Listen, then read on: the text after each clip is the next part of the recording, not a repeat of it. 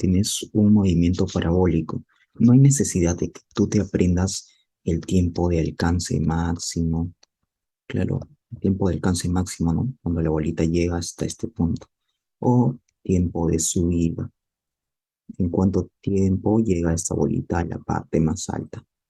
No hay necesidad de que te aprendas esas fórmulas. Y muchas veces esas fórmulas pueden ser confusas por el signo. Entonces, ¿cómo nosotros analíticamente sacamos todos estos tiempos? Simplemente de esta manera, recordamos nuestra ecuación. Acá tenemos que recordar también que en un movimiento parabólico vamos a tener dos tipos de movimiento. En el eje X, en este caso para nosotros este va a ser eje X y eje Y. En el eje X vamos a tener un movimiento rectilíneo uniforme. Y en el eje Y, un movimiento rectilíneo uniformemente variado, donde la aceleración va a ser igual a la gravedad. Entonces, denotamos nosotros en el eje X cuál va a ser nuestra ley de movimiento. Simplemente la posición en todo instante de tiempo, la posición inicial más velocidad inicial por tiempo. Claro, porque en el eje X el, la forma de movimiento es el mRU, pero espérense, ¿será v sub cero? No, no, tiene que ser la velocidad en el eje X.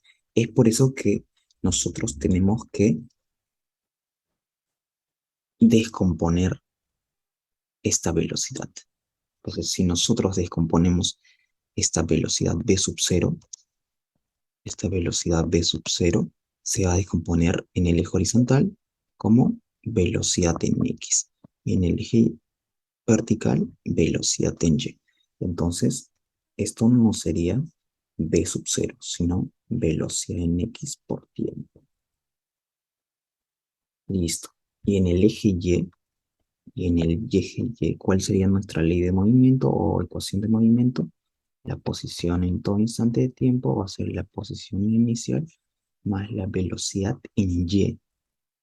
En este caso sería inicial, ¿no? Porque v sub cero. V sub cero X, V sub cero Y. Por tiempo menos un medio gravedad por tiempo al cuadrado. Ya, acá la velocidad en el eje X, la velocidad siempre va a ser constante, ¿no? Podemos comprobarlo derivando esta ecuación. Sería derivada de x sub cero, cero.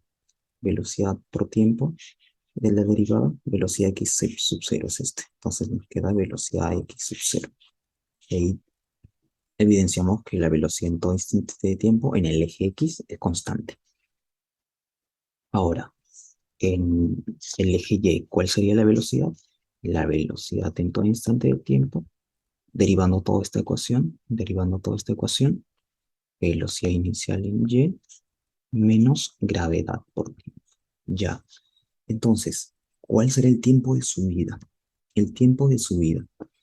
Ustedes recordarán, cuando llega a este punto, al punto de altura máxima, la velocidad en el eje Y, ojo, la velocidad en el eje Y, ¿cuánto va a ser? Cero. Es por lo que la pelota, cuando llega a la altura máxima, empieza a descender, ¿no? Porque la velocidad en el eje Y es cero. Entonces, la velocidad en un tiempo que nosotros no sabemos va a ser cero. Igualamos velocidad inicial en Y menos gravedad por tiempo. De esta ecuación despejamos tiempo de subida. Tiempo de subida va a ser igual a velocidad inicial en Y sobre la gravedad.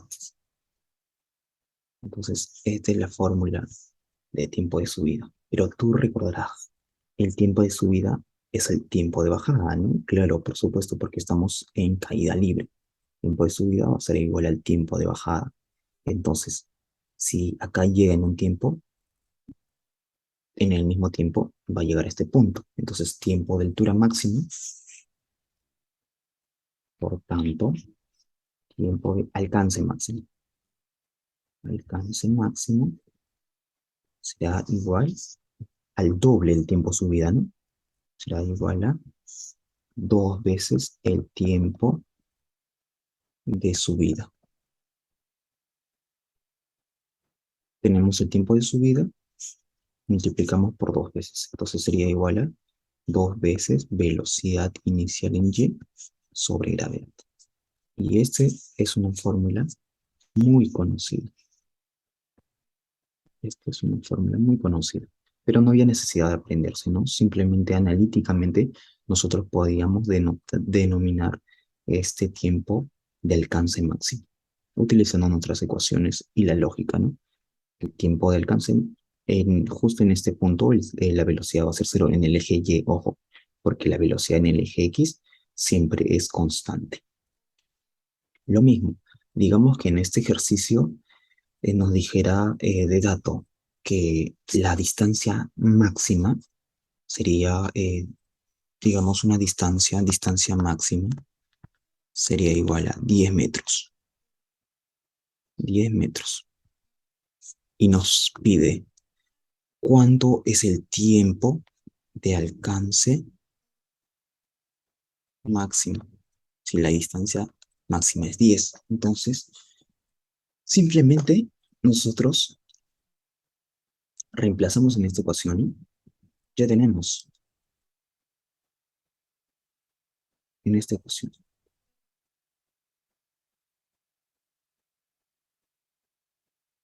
Bueno, salió muy mal esta ecuación. Lo eliminamos. Entonces, ¿cuál sería el tiempo de alcance máximo?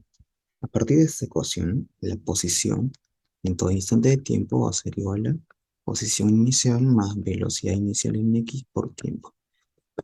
Velocidad inicial en x es conocido, la posición inicial es conocido. Digamos que inicia en posición igual a cero. Entonces, esto sería cero, ¿no?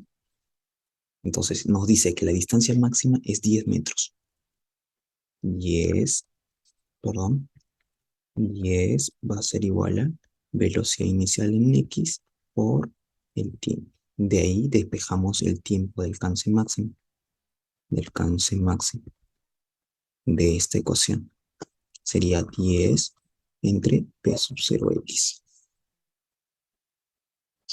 Ese sería el tiempo del alcance máximo.